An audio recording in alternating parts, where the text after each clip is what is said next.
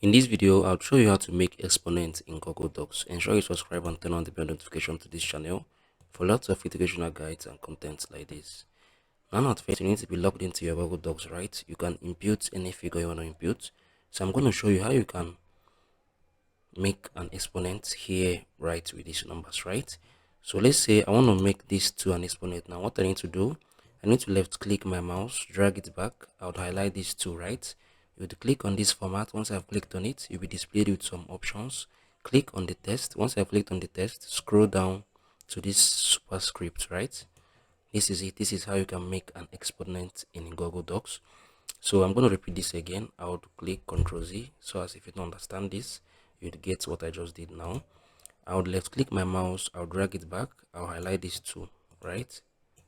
These two, I'll highlight it, I'll click on this format, I'll click on this text, I'll scroll down, click on this superscript.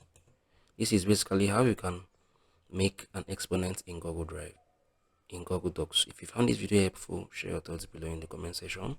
I'll see you guys in the very next one.